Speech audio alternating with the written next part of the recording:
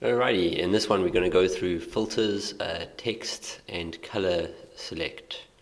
So what we're going to do is we're going to start off to use a text. You would just simply click on the A here and you would add text to the area.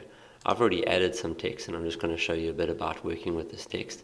So I want to edit this text, so I'm going to highlight all of it, and obviously you can work with the size, that kind of stuff. So I'm just going to make the size 120 or 120 enter, and then I'm going to move it to a location that is appropriate.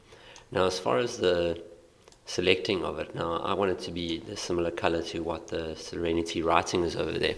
So what I can do is I can choose, first I would select my text, so let's go into my A. Okay, so there I've got into my A.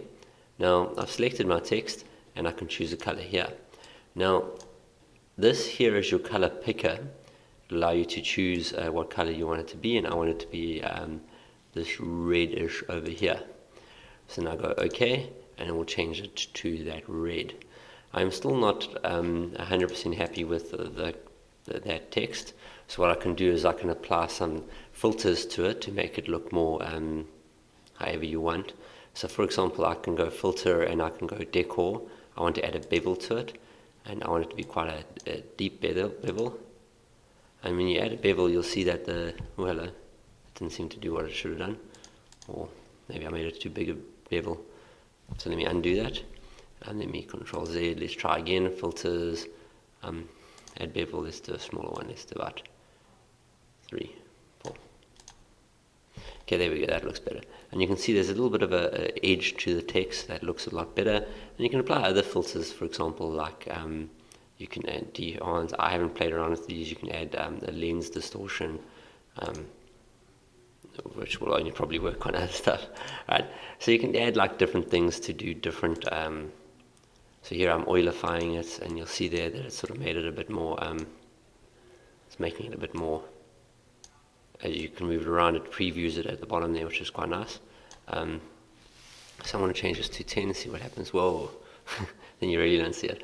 Yeah, so let's go for 5. Yeah, 5 looks kind of cool. Alright, then let's play around with this.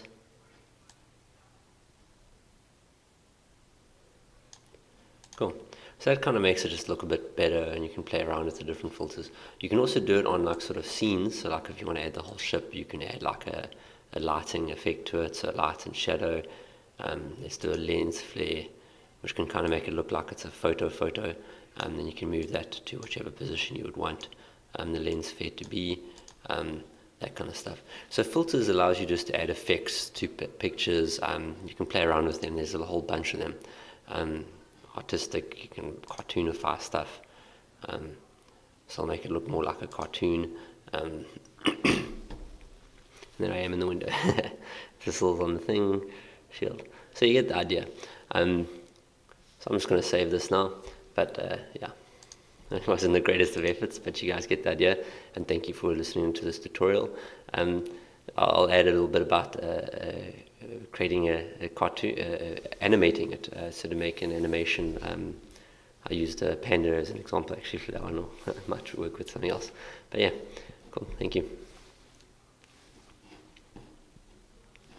Where is it now? I want to stop.